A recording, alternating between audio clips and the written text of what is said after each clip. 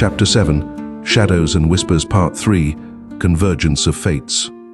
The journey back to Quandaria felt longer than it should have, my mind heavy with the weight of what I'd learned in the Whispering Woods. The city's skyline loomed before me, its magical lights twinkling like stars against the night sky. But now, those familiar sights seemed tainted, knowing what lurked in the shadows. As I made my way through the winding streets, heading back to our agreed meeting point, a prickling sensation at the back of my neck told me I was being watched. I ducked into a narrow alley, pressing myself against the cold stone wall. "Let's skip the cat and mouse game, shall we?" A figure melted out of the shadows, and for a heart-stopping moment, I thought it was a member of the Veiled Hand. But as it stepped into a patch of moonlight, I recognized the lithe form of Eloin. "By the gods, Eloin. I nearly blasted you into next week. What are you doing out here?" The young elf's eyes were wide with worry. I sensed something. The fragments, they're resonating more strongly than ever. And there's something else, something wrong. "Wrong how?" Eloin shook their head, frustration evident in their voice. "I can't explain it. It's like the city itself is holding its breath, waiting for something." I nodded grimly. "I think I know why. Come on, we need to get back to the others. I've got a lot to tell you all." We hurried through the streets, keeping to the shadows as much as possible.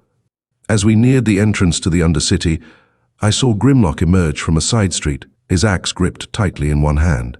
"Lad," he called out, relief evident in his gruff voice. "Glad to see you in one piece.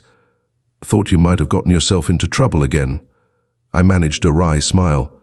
"The day's not over yet, Grimlock. Where are the others?" "Waiting below," he replied, jerking his thumb towards the hidden entrance. "Lyria's got that look in her eye. You know, the one that says the world's about to end." "She might not be far off," I muttered. As we descended into the familiar gloom of the Undercity, I filled them in on what I'd learned from Whisper and Grok and my encounter in the Whispering Woods. By the time we reached the Founder's Sanctum, both Eloin and Grimlock wore expressions of grim determination. Lyria and Solarius looked up as we entered, their faces a mixture of relief and concern.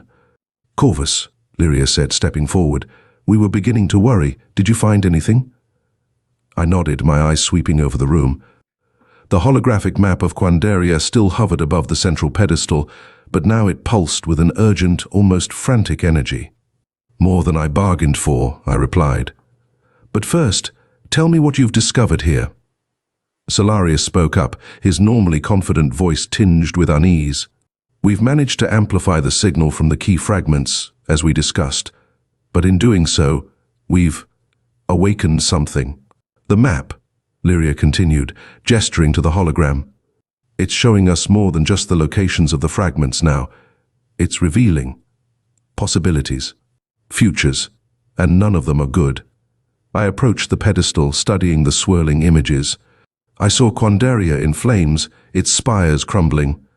I saw the Veiled Hand's shadowy forces sweeping through the streets.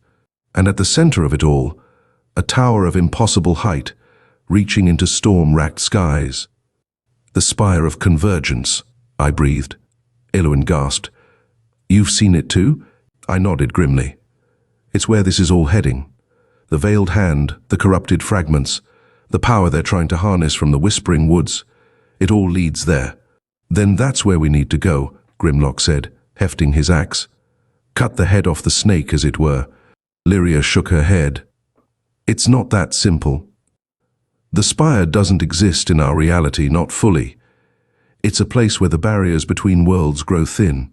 If we're to reach it, we'll need to." "To what?" I prompted, sensing her hesitation.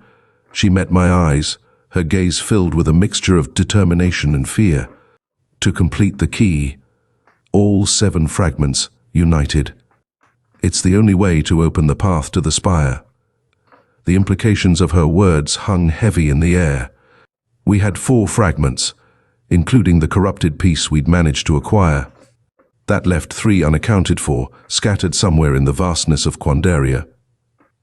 "So," I said, breaking the tense silence, "we need to find 3 magical needles in a city-sized haystack. figure out how to cleanse our corrupted fragment, and then use the completed key to journey to a tower that doesn't quite exist in our reality. All while racing against a doomsday clock that's ticking down to Quandaria's destruction. I couldn't help but chuckle. And here I thought this case was going to be challenging. Grimlock barked out a laugh. That's the spirit, lad. When you put it like that, how can we fail? As our unlikely group gathered around the pedestal, each of us steeling ourselves for the trials ahead, I felt a strange mix of fear and exhilaration. This was it. The final stretch of a case that had started with a mysterious client and a simple search for a lost key. Now, the fate of Quandaria, perhaps the fate of multiple worlds, rested on our shoulders. But looking at the faces of my companions, I knew we stood a chance.